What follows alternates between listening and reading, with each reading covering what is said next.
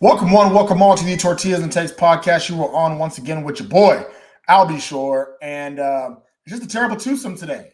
It's me. I got my boy, the Red Raider expert, Joe Lopez, here to talk Oklahoma State football. We left Jeremy. You know, he ain't gang. He's not with us this time around. So, Joe, what's going on? Not a lot, not a whole lot. Just a relaxing week. There's not any football going on. There's not any of that. You have some basketball going on, men's and women's, both sides. You have the soccer team playing in the NCAA tournament starting tomorrow, maybe the last game here in Lubbock. All that good stuff. So it's been actually a relaxing weekend, minus having to hear on every kind of social platform about either the presidency or Colorado players trashing Texas Tech and their fans and how they absolutely kicked the dog crap out of us and stuff like that. A ball boy incident, all of those things. So yeah, I mean, other than that, man, it's been a pretty chill week, just, ready to um put an end to it for sure. The funny thing about that is like everybody coming to the defense of one side, either side. Like you have like equipment managers uniting across the country to support tech side, and then like other people that feel like Colorado's like, ah man, dumb little ball boy, how dare you do this? Right, This should do this, you know. So right. I think you mentioned it in the last podcast that the best part about it is realizing just how tiny Bucky Sanders is. Like that's Oh, it's really hilarious. It's like I hilarious. didn't realize how. You know what's funny is he's so small in that video that I actually didn't realize it was him until you said it in the last episode. I'm like, there's no way that's Deion Sanders Jr. There's I no way. know. And then I rewatched the video after the episode. I'm like, my God, that's Deion. That's Bucky. That's Deion That Jr. You that are is minute. Have I you gotten know. smaller since SMU? Like goodness Right. gracious. Like I don't I mean his brother's in pads and he looks like, David and Goliath standing next to each other. It Yeah. was like, man, bro, like calm Him and down. Shiloh did not have the same diet No, growing obviously. up. Yeah. I don't know. There was something different in the water from, Cedar Hill up to, Prosper, whenever that trip happened, Yeah. the move happened, some creatine in the water up in Prosper is going on or something. But yeah, something's Absolutely. definitely different in the genealogy there for sure. For sure. So I will say, here's the thing, and I'm actually kind of happy that Colorado players talked about how I think one of the words was trashy that Tech fans are. Because I'll tell you, we've talked this year about getting the atmosphere back. Back in the heyday, remember this is when the whole batteries thing started with Oklahoma with A&M with A and Yeah. M players making up the thing about batteries and Texas players taking and throwing stuff, Oklahoma players complaining. Like players complaining about the atmosphere is a good thing. I still stand by that. Right, that's how it was when we were the Jones, and I'm happy to bring that back. Now, again, another disclaimer: we in no way think things should be thrown on the field. Right. Nowhere. However, the fact that the atmosphere is back, the fact that like Shiloh, for example, is blowing a kiss to the stands because people are talking so much crap. Listen, I used to be that person that was talking crap. I was actually, I think I mentioned this to you before, Joe, that my senior year in college, I had my goal was to get under the skin of at least one player from the opposing team every single game, and I did it every Oh single yeah. game. Yeah. I did it right. Like one of the games, this was the first year West Virginia was in the conference, and the running back actually played football out in Pearland. I played. I didn't play him, but he played against my high school. I knew who he was. Right. He was a little younger, and because I knew who he was, I actually was legit friends with his starting running back ahead of him, like the years before. And so I would yell out. I yelled out, "You'll never be as good as Fozzie Whitaker when they're going to Texas playing Maryland too. You'll never be as good Yeah. as my boy Mike." And because he hears these names, he gets Yeah. irate. And I'm like, yes, Right. this is part of it. This is Yeah. what I want. And that's what I want from the Jones. I want to bring that back. And it sounds like the youths are doing good things on the football side. Yeah, we're one step away from a fist fight in the stands, away from going all the way back. Hey, You know, I'm about it. I'm I about mean, it. I yeah, obviously don't cross the line, but like if you're, If you're just talking mess about one of the jokes I made for the Northwestern State player was that his edge up looked like an upside down Whataburger sign. Like that's he heard that one. That one Yeah. made him turn around. All right? Yeah. Like stuff like that, Yeah. So good things. I'm glad the atmosphere is back. Unfortunately, we won't be able to present how good the atmosphere has gotten this weekend as the Raiders are going on the road to Stillwater, Oklahoma. Now, one thing about Tech, which I always found interesting, is that when it comes to local games, right, whether it's games in Fort Worth, games in Waco, games in Houston, even games in Austin, Texas Tech's crowd has made a strong appearance, and we're loud, we're rowdy. However, not in Stillwater as much. I've always felt like we don't make ourselves known on the road in Stillwater as much as other places. I would even argue you'll see more Red Raiders in Norman when we play Oklahoma than you would in Stillwater. I always found that interesting. I'm pretty positive it's because Stillwater is in the middle of nowhere. Norman, at least, is by Oklahoma City. Stillwater is kind of, and I get it. I'm a Tech fan saying a school's in the middle of nowhere, but hey, I real recognize real, so I know what middle of nowhere looks like. Right. But either way, Joe, what are your initial thoughts when it comes to Texas Tech playing at Oklahoma State this year? I mean, it's just a magnitude of things. I mean, if you were looking at the start of the season where we were thinking Oklahoma State would be towards the latter end of the Big 12 slate, we would be thinking they're potentially, one win away, two wins away from locking up that conference championship game. And as fortune would have it, their wheels fell off extremely early. They're not going to play in a bowl game this year, and they're just fighting for relevancy. At this point in time, there's not even pride there. It doesn't even look like they're trying anymore. It looks like no offense to Gundy, because what he's done there and his tenure there has been remarkable. I mean, the consistency year in, year out, year in, year out, and this year it's just completely in disarray.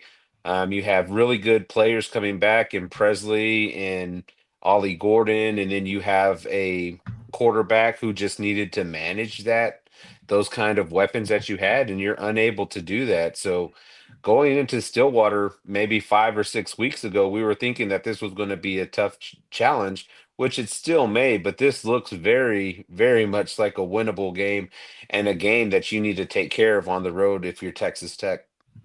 Yeah, so I mean, this is senior night for Oklahoma State, so that's what they really have to. They're going to be playing for. There's a lot of seniors on this team, so I think that's the piece where you say, okay, well, this is our last hurrah. But to your point, when I'm thinking about this being senior night, they haven't played with any sense of pride the last few weeks, right?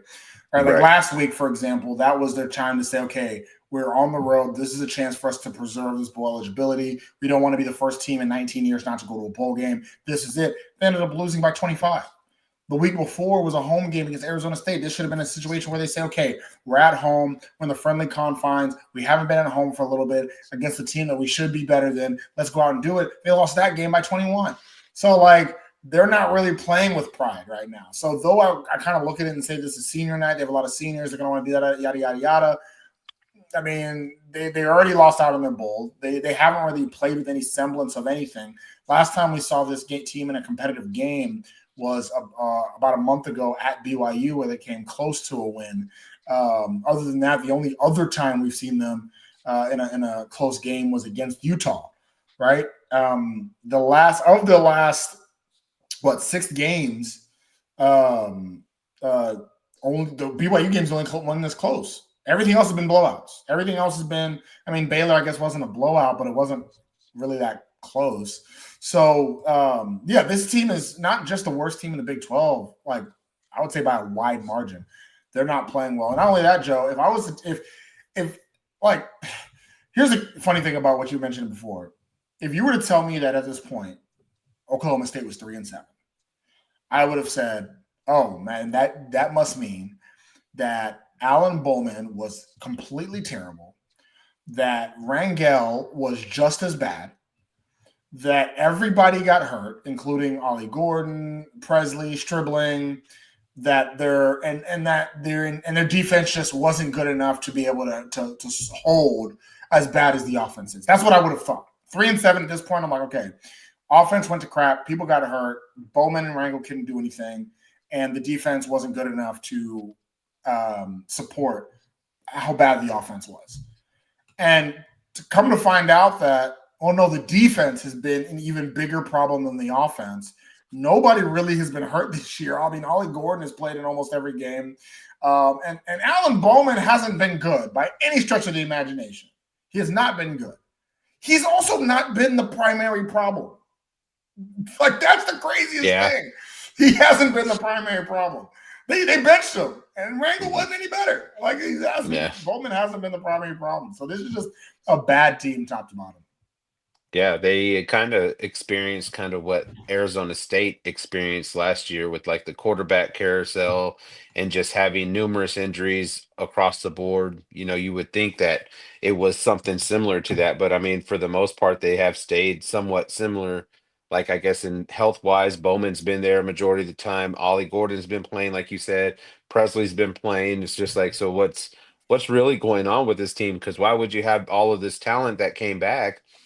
And this is the product that you're putting out on the field. It's baffling. And I think a lot of it has to do with Ollie Gordon not being able to establish himself as the same running back as he was last year, to take, a lot of pressure off of Alan Bowman from making these plays. It's like when we were talking earlier in the season, everybody felt like with UCF, for example, that if the ball was ever left to KJ Jefferson to make the play, you feel pretty confident that you're probably in a good space to win that game.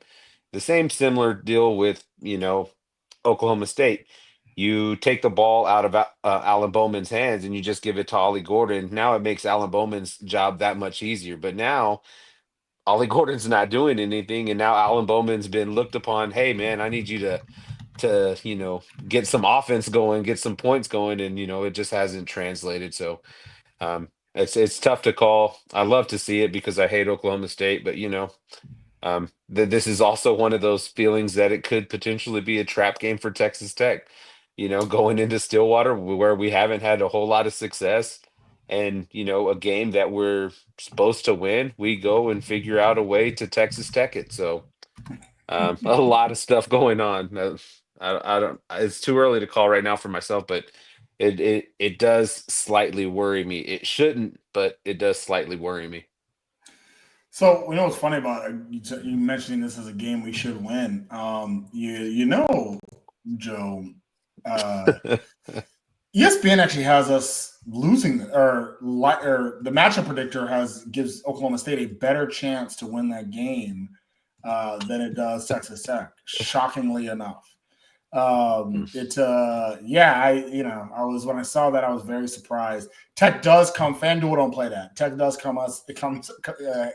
We are a 4.5 point favorite, but even that line, I was like, 4.5 points, huh? Like, even that one was kind of one that I was kind of a bit surprised in. So I think that the books and ESPN actually do consider this to be a much closer game. I mean, luckily for us, Oklahoma State isn't just bad on the field; they're bad in the books too. They're 3-7 against the spread this year. So if you're a betting person, I think that 4.5 line is right up your alley, baby.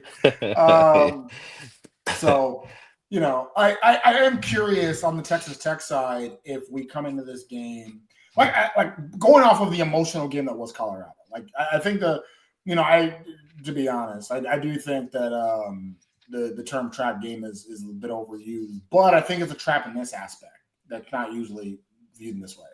Is that it's a trap usually it's a trap because you're looking ahead. And I don't think we're looking ahead to West Virginia. I think this is more of a trap because of what we just left. Right. Like, Colorado was such an emotional game. It was big noon kickoff.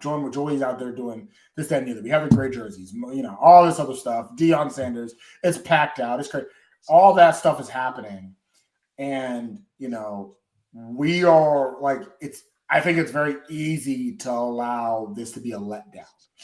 And if we were playing, like, let's say the West Virginia game that was this week, I'd be very worried about that because West Virginia is not a bad team.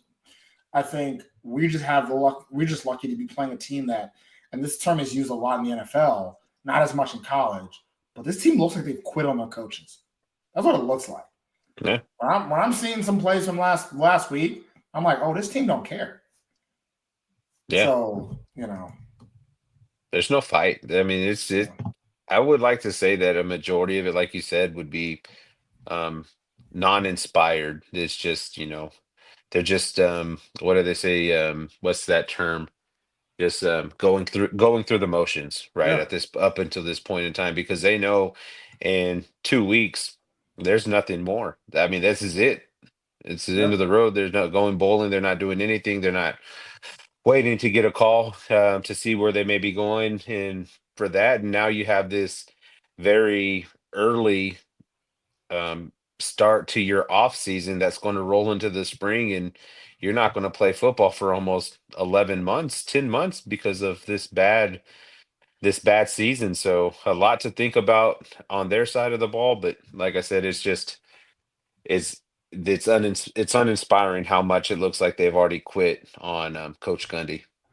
And and where does I don't even know where the team goes from there because there's a lot of seniors on this team. Like there's a lot of seniors, and not to mention I can't imagine Ollie Gordon stays there, right? Like he's a No. junior, but you Yeah. came in as a potential day 2 pick, second round, third round pick, and now you may not even get drafted. Like you can't stay there. So Right. you have all these seniors, including your quarterback Bowman, Brennan Presley is a senior. Most, if not all, of their O line, most, if not all, of their D line, their linebacker, Obi Ozigbo is a senior. Like Trey Rucker is a senior. Corey Black is a senior. Like there's so many seniors on this team. So and Mike Gundy ain't a huge transfer portal guy. No. Right? Like he's never hit the portal hard like that. So now you're Yeah. telling a coach, hey, by the way, this offseason you're gonna have to hit the transfer portal hard because everybody left. Oh yeah, the team that everybody left. And I think it'd be easier pill to swallow if okay, everybody's leaving an 11-1 team or 10-2 team, like people like myself thought it would be. Not Right. everybody's leaving they're not beating Colorado. So everybody's leaving either a 4-8 or a 3-9 team. Is Mike Gundy's time coming to? Like, there's a lot of questions about this program. Yeah. That's pretty crazy. So, we've already started talking about some of the guys here, but we and I know typically we talk about the quarterbacks, and I think this is a good episode for Jeremy to miss out on because we don't have to ask him what he thinks about the quarterbacks this time around. I think it's pretty obvious that the fact that they benched Bowman and then God was like, "No, bring him back." with Rangel's collarbone injury. He's just a bad quarterback. Alan Bowman has one of the craziest careers I think I've ever seen from a college football quarterback. The fact that it's going to end, not end completely against Texas Tech, but dang, second to last game will be against the team that he started his career out in is pretty crazy. Yeah. I mean, it's like what's one of those career quarterbacks in the NFL that just they were a backup everywhere they went, like Colt McCoy, for example, never really got a solid run anywhere except for with Arizona, but he's been here, he's been here, he's been here, he's been here, he's been here, he's been here, and then now he's retiring. That's like it's almost going to be weird not hearing Alan Bowman's name in a college football game because we've Yeah. heard his name for the last 33 years, and it's like yeah, finally time to put those cleats up. But yeah, Alan Bowman's career path as far as, getting six degrees from three different universities, he's set. I mean, at least he could Yeah. use all of that knowledge, that free education that he's received over the tenure of his college playing career. Maybe he'll do something with it other than football. Don't even go to Canada, buddy. It's a Yeah. wrap. Yeah. It's a Yeah. wrap. The crazy thing about the fact that he was recruited to Texas Tech by Cliff Kingsbury is hilarious. Yeah. You know what I'm saying? Recruited to Tech. His first coach in college was Cliff Kingsbury. Mind you, Cliff Kingsbury is now on his fourth team since then, right? Texas Tech, Arizona Cardinals, USC, now the Washington Commanders. He's on his fourth team since Alan Bowman first played for him, right? Yep. Texas Tech isn't even on his successor. We're on the successor to his successor. Mm-hmm. And he's still in college. This is insane. Yeah. It's kind of crazy. He was when Alan Bowman first committed to Texas Tech, Patrick Mahomes was still the quarterback. Yeah. And three Super Bowls later, he's still in college. That's crazy. That's absolutely insane. So yeah, Alan Bowman, second to last game will be against the Texas Tech Raiders, and he's a guy also that has regressed, and you don't usually see that in college, right? And maybe it's because he's 38, but you don't usually see that in college where a player virtually gets worse every year he's in college. Yeah, like the Alan Bowman we saw, and for years Jeremy and I made he infuriated me with that horns down. We were up 2 touchdowns against Texas. But that was as good as Alan Bowman ever has been. That was Alan. Was that? He peaked there. Yeah, that was his peak, and he was good. That was the game where you're like, oh man, this kid's got it. He played as a freshman. As a freshman, he played, and you were like, man, he's really this Alan Bowman kid go plays. He was the next, like that was because remember at the time, I'm gonna go back to where we were in 2018, 2019, it was. We hadn't had, Nick Shimonek, who I still think is a very underrated quarterback in Texas Tech lore, right? But, he wasn't a star. The quarterbacks after him weren't stars. And so it was really, okay, this Alan Bowman kid, hey, he's the next one. He's it. Yeah. Right? And he peaked really his first year, never got it going.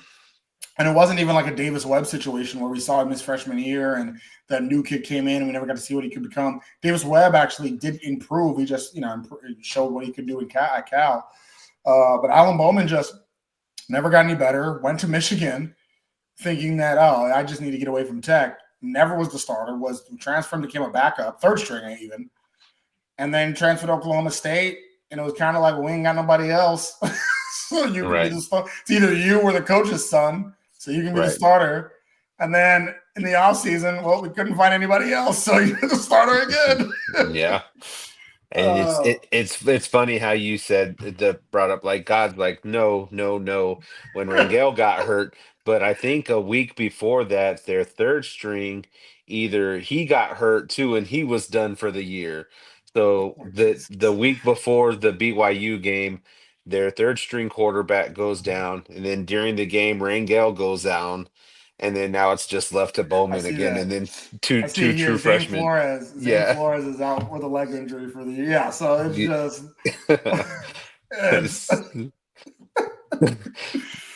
oh my Jesus.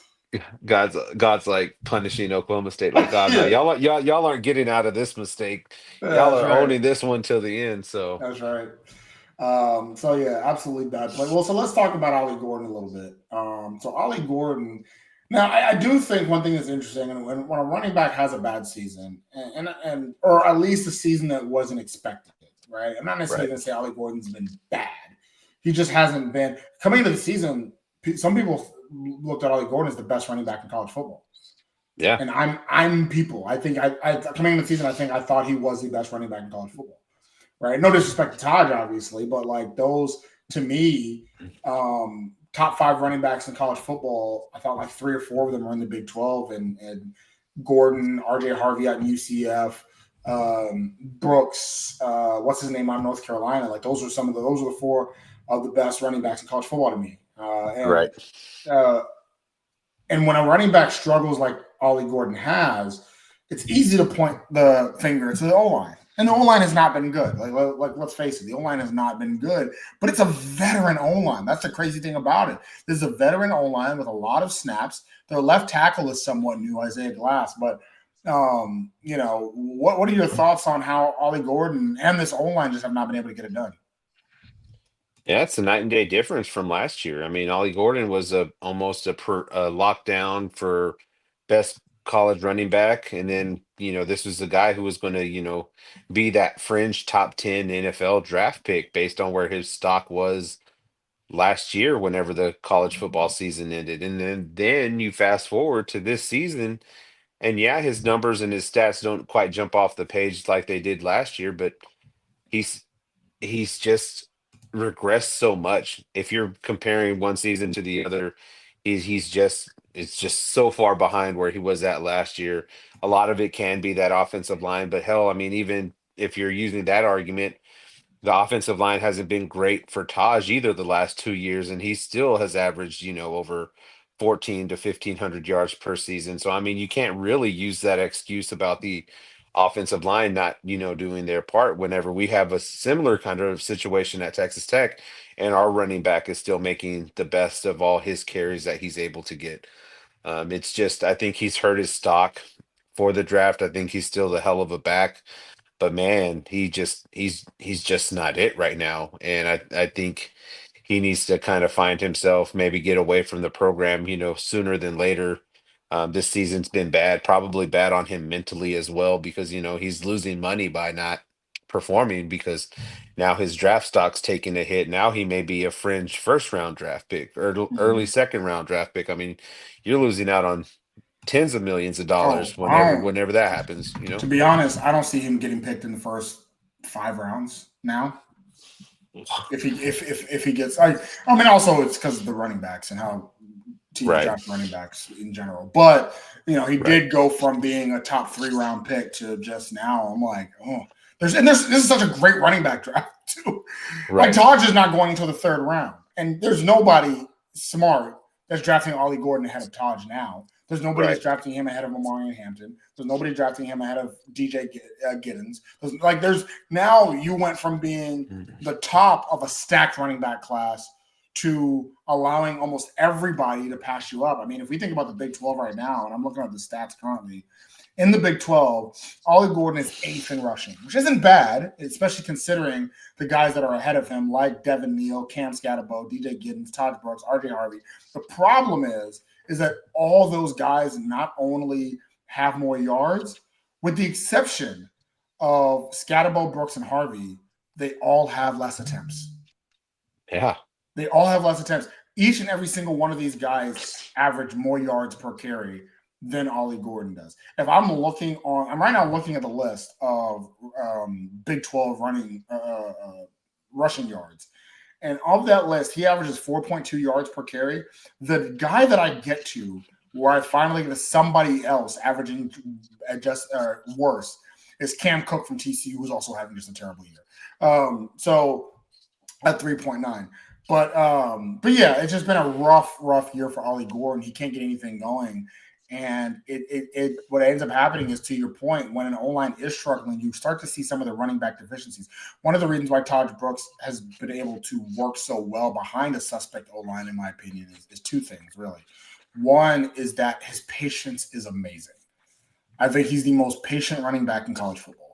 It reminds me a lot, and I'm not necessarily using this comparison to say that they're the same player, but Arian Foster used to run with the same amount of patience when he played for the Texans, right? To Yeah. where he's like, I'm not the fastest guy, but I'm going to wait for my blocks to set up. And then the second I hit the hole, I'm going to hit the hole like crazy. And Taj, I think, is probably the best in the entire country at that. There's one, and then also Taj don't get tired. Like at Yeah. all. Right? He does not get tired. The same ties that you get in the first quarter, the same ties you get in the fourth quarter. Cam Scatterbo is a lot like that. Cam Scatterbo, Yeah. same Cam you're getting in the first quarter, you're getting in the fourth quarter. RJ Harvey's like that too. And so Ollie Gordon, a part of me is like, well, now your O-line sucks. You're getting beat down and you're starting to wear down. You're not the same running back you were last year. Now you're starting to show some deficiencies. You're not showing that patience because you don't think the blocks are going to hold up in the first place. You're just hitting the hole. You're being a crash test dummy that's just going straight. And so, like, that's, I think, some of the problems that he's having where he's just rushing into a box line. I think on the flip side, and if you're an Oklahoma State fan, you're saying, well, they're loading the box because Alan Bowman stinks. And yeah, they are loading the box. Deal with it. Right. They have Deal to with deal it. with it. Yeah. Yeah. And that's just kind of like what you said about the deficiencies show their face whenever stuff starts getting bad and he's not able to create room for himself to get yards, even if it's just 2 to 3 yards per carry or whatnot, and then breaking one loose. I I think you're spot on with the Taj patience deal as being the most patient running back in the college football right now. I kind of see him more like a Le'Veon Bell of Pittsburgh whenever he was in that, one of those, he would set up his blocks. He would almost put like his hand out on his offensive lineman's backs whenever he was, outside the tackles. And then Mhm. to your point, he would hit that hole hard and, he would make people miss in the open field, not overly speedy kind of running back, but, he would pick his spots and he would pick them right 9 out of 10 times. So I just, like you said, Ollie Gordon's just, man, he's last year he had 1,700 yards rushing, and with That's two, crazy. yeah, That's and crazy. he's at 714 now with two left. So, So, if he and even gets to 1,000 this year, is going to be, that's like, man, a 700-yard regression without being hurt yeah, yeah, no, is it's nuts. insane. It's insane. And to the stack the box argument, I would argue that Michael Bernard from Utah is sitting here like, dude, I have Isaac Wilson as my quarterback. You want to complain Right. to me about stacking the box? And he's still averaging a full almost 2 yards per carry more than Ollie Gordon. Like it's So overall, Ollie's obviously having a tough time.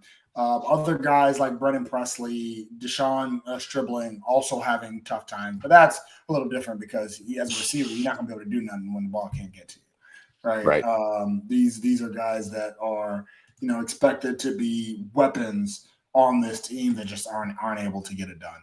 So as we kind of think about these offensive weapons going up against Texas Tech, what do we need to be worried about? As far as Oklahoma State's concerned, like some of Yeah, their other weapons, are you just saying nobody? You ain't got to be there worried about nothing. I'm Bowman's 16 touchdowns to 12 interceptions. Ollie Gordon's has 714 rushing yards. Um, Stribling 750 receiving yards, which is quite a bit on 43 receptions Yeah. and with 5 touchdowns. It's just, I mean, I would assume that those guys, I mean, even Ollie Gordon made a very solid appearance against a good BYU defense where he kind of shredded them early on in that game, and he's a very capable running back of turning things into a Ollie Gordon kind of game. So I would just say, some of the bigger guys, just to keep those guys in check, let them know that they're still they're still hurting, Yeah. because if you allow these guys to get loose and start making plays and then they start getting that confidence back, then now you're going to have some problems. I think you need a game plan for this game. Like Ollie Gordon has 1,500 rushing yards right now with 16 touchdowns. You have to plan, or Bowman's playing lights out Heisman kind of numbers, or Stribling or Presley is up there top of the conference in receiving yards. I think you just have to take all the precautions going into this game, like these guys are at the top of their game, because they can get you and they can put you in a very bad spot in this game. Yeah. Interestingly enough, only two teams have two receivers in the top eight in receiving yards in the conference. One is Iowa State, funny enough, and the other one is Oklahoma State. Both DeJon Stribling and Brennan Presley, top eight in the conference in receiving yards. Brennan Presley is second in the conference in receptions. He takes a lot of screens, takes a lot of drag routes, takes a lot of quick slants. And then DeJon Stribling's there to take the top off, right? Big body receiver, fast receiver. So I mean, those guys are still getting theirs. I think that's really Right. the key here for those guys. They're like, well, we're gonna lose this game, but I'm gonna get mine. And both Presley and Stribling still get theirs. I mean, Bowman. Listen, we complain a lot about Morton being a one-read quarterback. So Bowman don't do nothing else. Right. Coach, where am I passing the ball? Cool. Right. I'm not surveying the field. I'm not looking anywhere else. The play is going to Presley. I'm passing the ball to Presley. Yeah. whether he likes it or not, whether the Yeah. defense is reading it or not, the ball is going where it's supposed to go, regardless. And Yeah. and so with that, that's what leads to 12 interceptions, by the Yeah. Yeah. That's exactly what that leads to. way. Oh man, it's terrible. Man, it's so bad. It's just like, hey, look, you're my guy. You're a playmaker. I'm going to get you the ball, make a play. End of story. I'm not a playmaker myself, but hey, look, if I put the ball in your hands, I need you to make me look better. Yeah, And make pad my stats. yeah, so Pad my stats, and you can pad your swag by going to Charlie Hustle. Charlie Hustle is a vintage-inspired clothing company out of Kansas City, Missouri, home of the undefeated Kansas City Chiefs. So get your Kansas City Chiefs Pat Mahomes swag, not the great tech ones, but the actual ones that actually look good, as well as our Texas Tech swag. They want you to be the best dressed fan this season. So go to charliehustle.com using our promo code 101215. That is TEN1215. 101215. That gets you 15% off of all non-sale items, all of them, whether it's your first order, your second order, your fifth order, it doesn't matter. 15% off of all non-sale items. Again, that's promo code 101215. Charlie Hustle, vintage made fresh.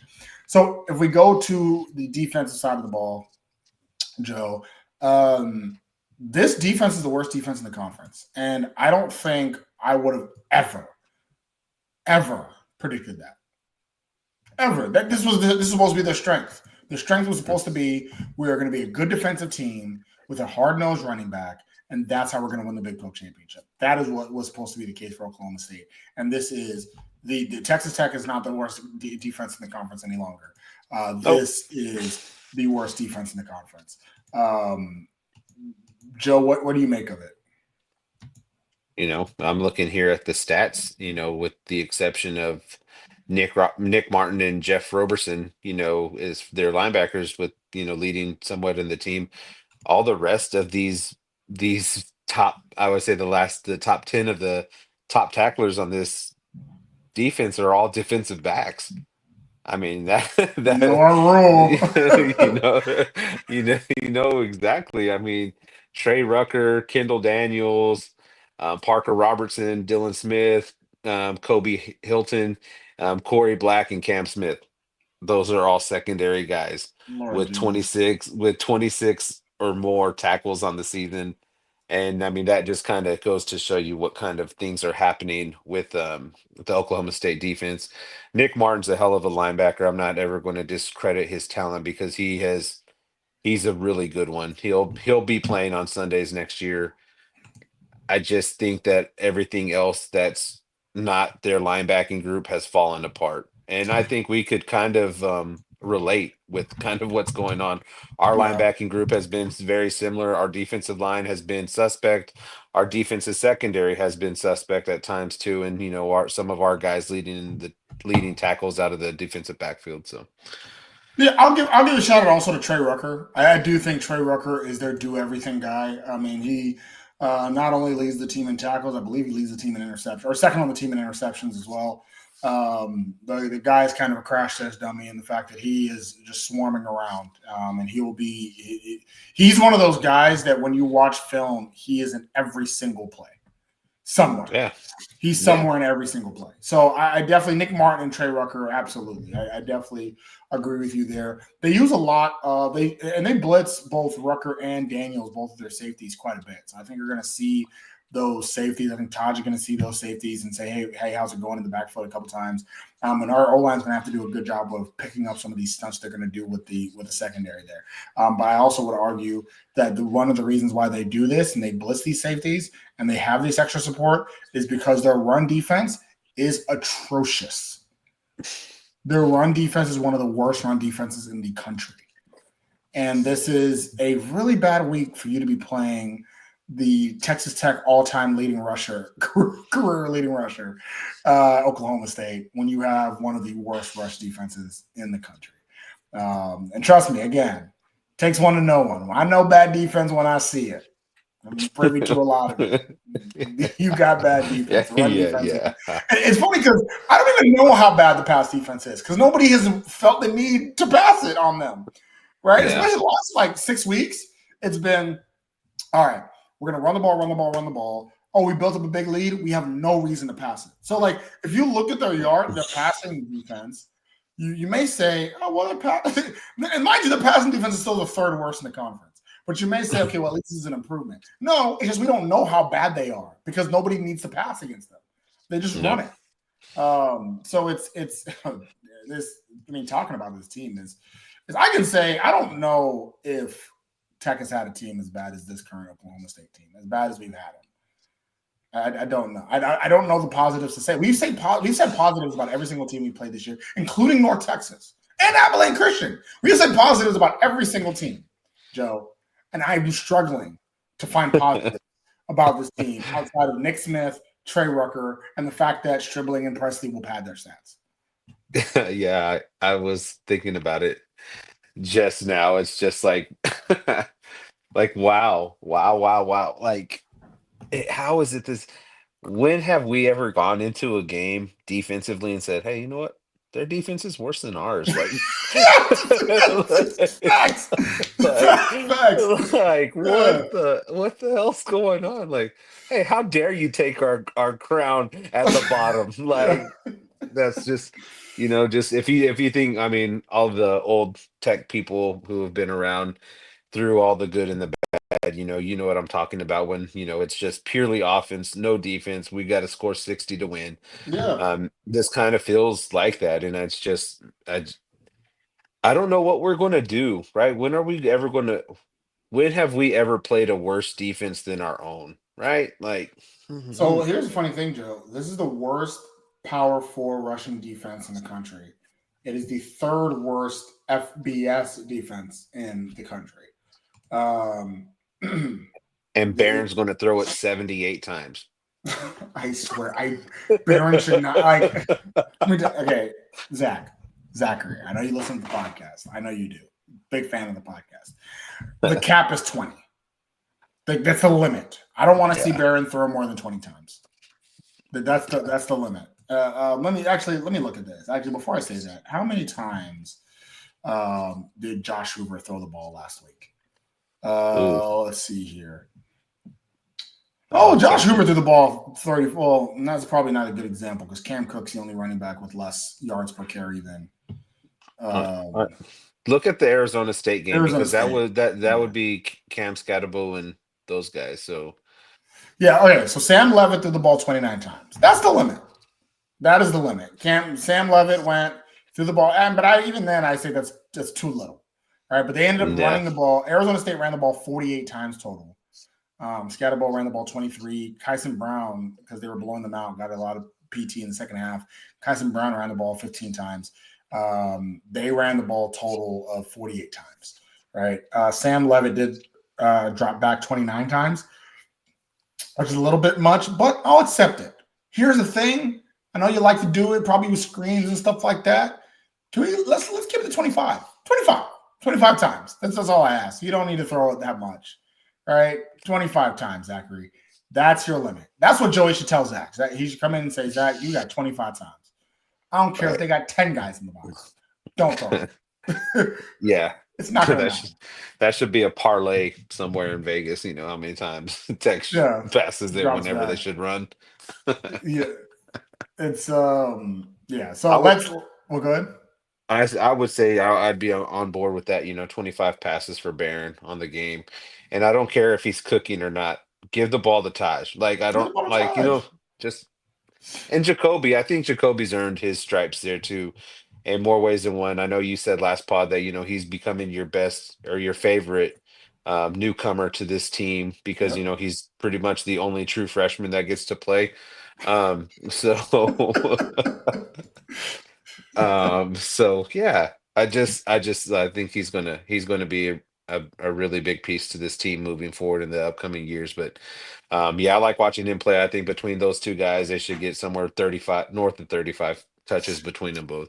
Absolutely. So time for our prize picks predictions. That's right, prize picks. Download the app. When you download the app, you create your account. Make sure that you use our promo code TAKES12, that's TAKES12, to get a 100% match up to $100. Again, that is TAKES12 to get a 100% match up to $100. So, Joe, what is your key to the game? Run Taj Brooks. Run Taj Brooks. Just run Taj Brooks. Yeah, run Taj, run. That's it. Just give him the ball. Like you said, this is the worst rushing defense in the land. You have arguably one of the best running backs, and you say this day in and day out in all your press conferences. We got to get Taj involved to be successful. We have to get Taj involved to be successful. Well, then do it. Like, get him involved early and often. Soften up this defense. Make some easier throws for Barron down the field or RPO action, and then just run Taj because I think he's more than ready to put 200 yards up on the Cowboys on his last ride in the Big 12. Oh, I mean, he has one more ride against West Virginia. Last ride against the Cowboys. There you go. There you go. I was going to say something similar to that. Like, I was going to bring it back. Do not throw more than 25 times in this game.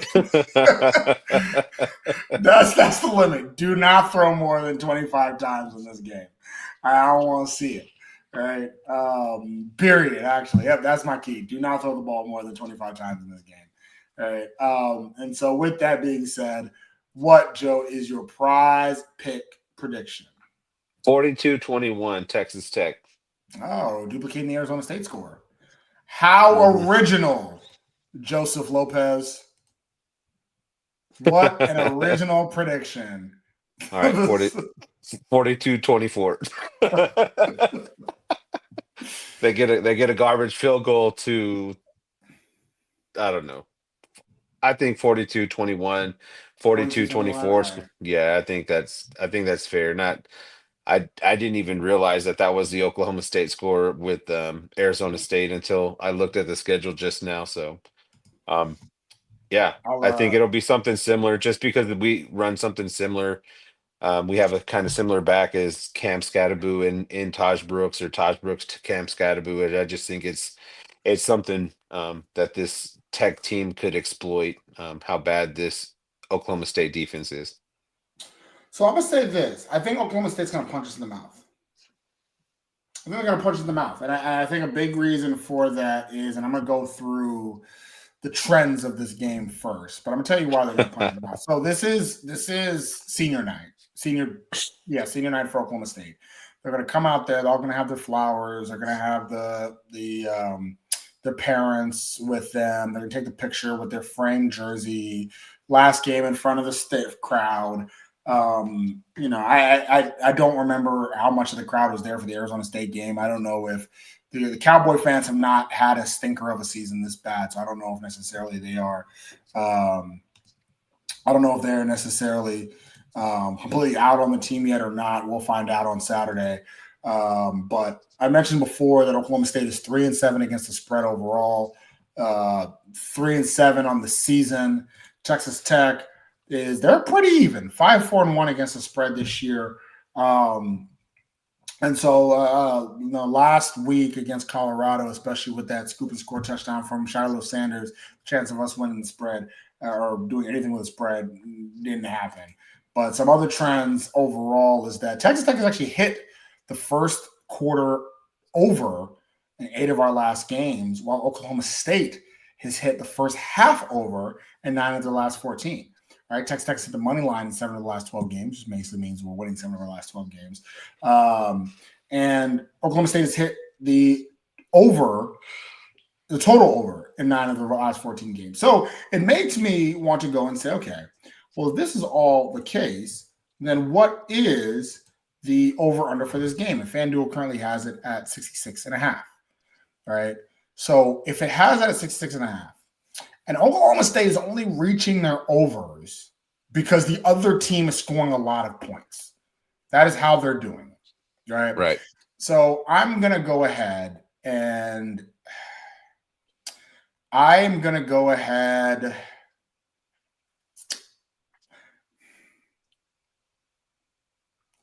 to say 38-24. Does that hit the over? I don't think it does. 38-24. Quick math. That's 4 points too low. So let me do I don't want to duplicate you, so let's do 44. Let's do 44 to 30. 44 to 30.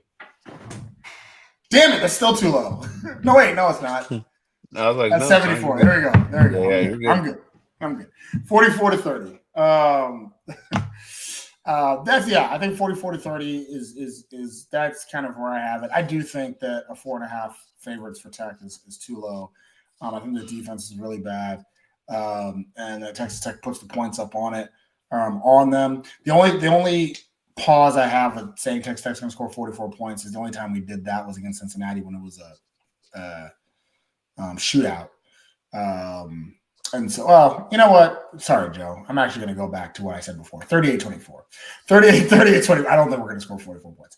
But 38-24, bad defense. I think we take the foot off the gas at the end of it. I think Oklahoma State does punch us in the mouth early on. And maybe is up 14-7 in the first, like, beginning of the second quarter. Alan Bowman starts and then reality sets in. And they're like, oh, of course. All right, we go Yeah. back, we run the ball a little bit, and we're right in there. So 38-24 is kind of how I'm going to have it there. I think Texas Tech does win. I think we win. And actually, to be honest, I feel like it's much likelier to be a bigger blowout than 14 points than the other way around. Right. Um, you know, and the thing about this game, and some people may say, well, how the hell do we feel so confident? The thing about this game is that a lot of the times if the game is close, I may feel like, oh, if the game's close, the worst team gets confidence. If they can do it, this team has been in close games and still lost. Right? Like this, it doesn't matter the type of game that this Oklahoma State team is playing. They're losing. They're just tight game, blowout, doesn't matter. They're just giving up on the program. And I don't think senior night is enough to all of a sudden allow them to come with energy. They've lost 7 Right. straight games. Yeah. At this point, they are who they are. So yeah, 38-24. I'm looking at the attendance for that game, and I don't know how they get these numbers, if that's based on like straight ticket sales, like, oh, it was a sellout or whatnot, or if it was actually bodies and seats. But it says there was 52,000 there for the Arizona State Oklahoma State game, which was their last home game. And I watched that game, and it didn't seem like there was but 35, 40 maybe in attendance, actual attendance there. So that's kind of, I don't know how that number's gauged. So I mean, I don't expect this to be a full house. I don't expect it to be yeah, it'll be a home field advantage, but that's just based on how close the seating is to each sideline. But Yeah. I just I don't see it. This just doesn't they know there's no tomorrow, right? I get it, the senior night, but I just don't think that, it's even worth it to fans in Stillwater anymore to attend. So this game is also a big game because if Texas Tech wins this game, the series is tied again. Oklahoma State has the lead in this series for the first time in program history. They have a lead in the series, and so if Texas Tech does win this weekend, it'll be tied once again. It ends Oklahoma State's 3-game winning streak against the Red Raiders, so yeah, and it'll be our first win in Stillwater since 2018 when Cliff Kingsbury got the W in Stillwater. So so yeah. As we look around the Big 12, right? Texas Tech's not the only team that is playing this week or having games this week.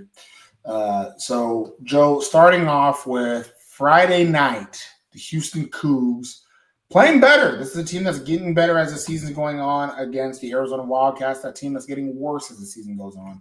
Who wins this one? Where's that at? Is that in Tucson or is that down in H-Town?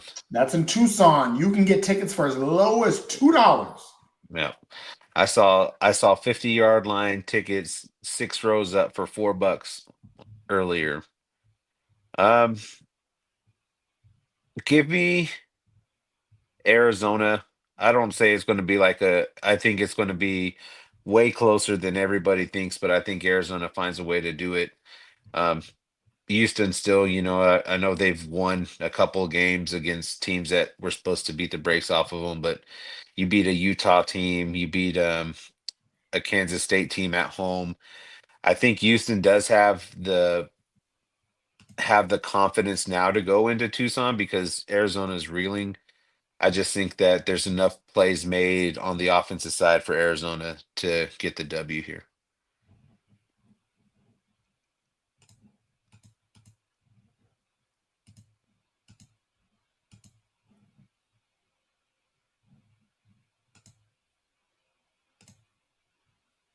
That's a late kick too, at 9 o'clock. Man, that sucks. Hold on, time out. When are we playing this Oklahoma State game? Next weekend. Why are we doing this preview now? I thought this was basketball, to be completely honest.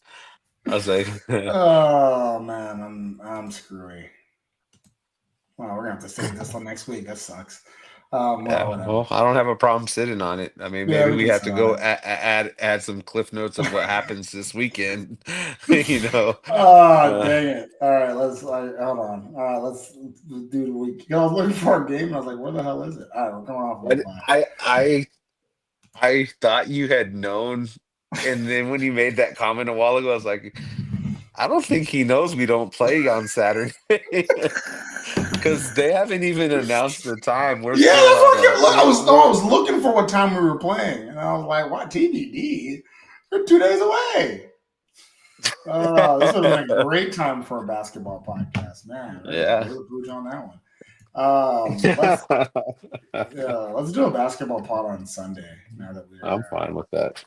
oh, actually, Yeah. no, it would have to be. Actually, no, I can't. It would either be tomorrow. Actually, Yeah, that would be great. I was fully ready for that one too.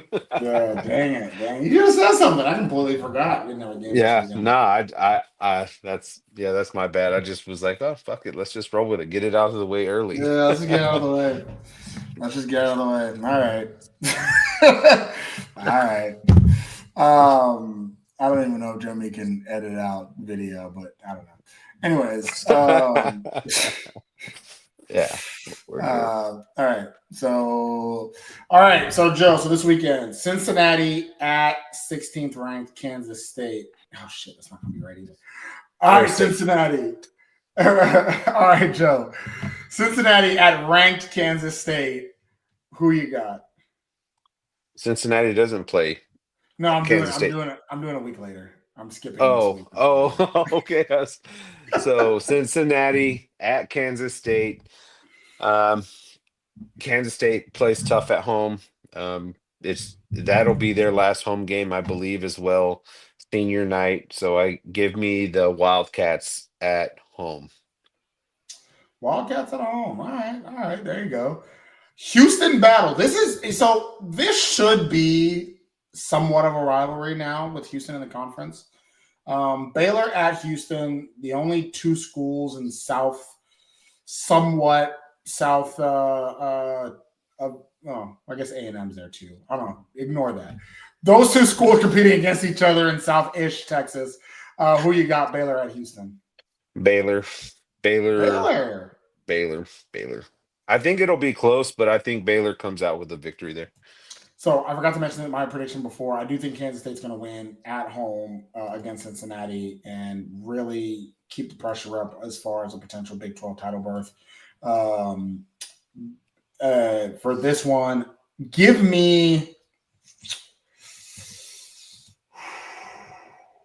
home field advantage means nothing for the Houston Cougars. It means Absolutely not. absolutely nothing. But by this point, they're feeling hot. They're feeling good. Give me the Cougars with a shot at bowl eligibility. All Ooh. right. Yeah, give me the Cougs. Speaking of kitty cats, the Arizona Wildcats at TCU. Who you got? TCU. I don't think Arizona is able to take any kind of act away from Tucson. They haven't been the same team since Utah, and it clearly shows even with the news about potentially firing first year head coach Brent Brennan. It's just like, they're in disarray. I talked about it earlier in the preseason pods. I said this season could go one or two ways for Arizona. Very good, or everything could just essentially fall apart, and everything It is all falling fell apart apart. there. It Yep. all fall apart. It's really weird to fire a coach after 1 year in college football. But I still don't think it's the right choice, but I get it if it does happen. I get Right. it. This is Arizona doesn't want to go back to how it's always been, where they were a laughing stock in football, and it can that the high they felt last year it can quickly dissipate. So yeah, so I get it. But yeah, TCU at home for sure. Iowa State at Utah. Joe, who you got?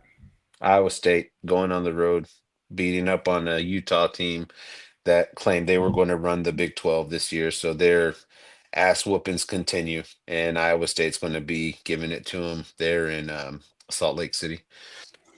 In good old Salt Lake City. I also got Iowa State. Iowa State's a team that really needs to right the ship a little bit. So I think that Iowa State does get back to some winning opportunities against Utah.